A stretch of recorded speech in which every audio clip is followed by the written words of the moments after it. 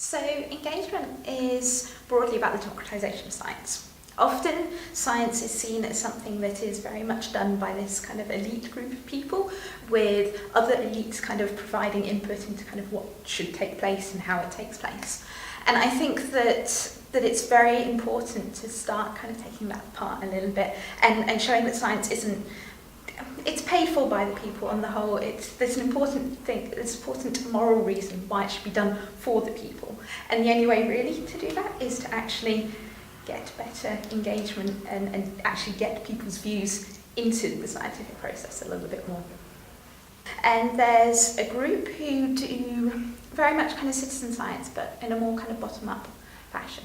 So it's an institution based at UCL, and they spend a bunch of time doing what they term extreme citizen science. So they actually go out and kind of engage with audiences and try and kind of co-produce some of the kind of research projects that take place.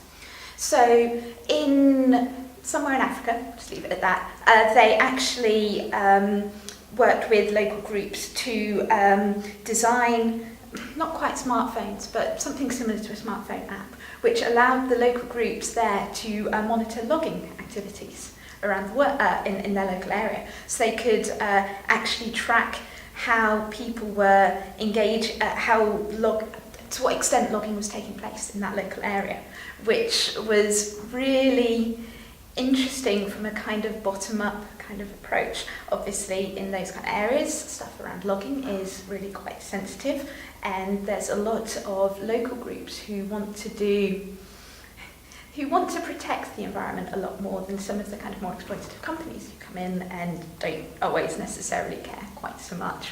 And by creating these kind of GPS devices in collaboration with some of those people in that local area, they managed to create devices that people within those local communities could track the extent of logging that these companies and people like that were actually involved with, and giving government and kind of local authorities actually some evidence to push back a little bit on the companies.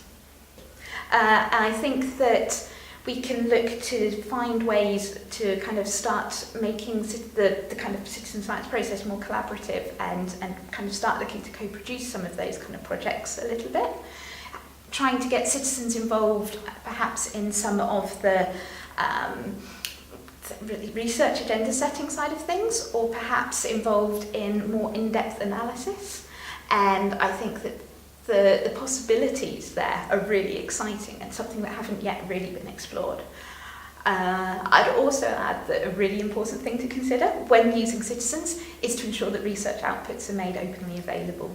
So often when there are citizen science projects that are carried out using volunteers, it doesn't always seem that people consider whether or not the articles that come out of this are made openly available or not, made open access, or how openly available that research data that's been collected is. And I think that these, again, are really important considerations as we kind of start trying to expand some of that engagement. So I think that engagement is a really important thing.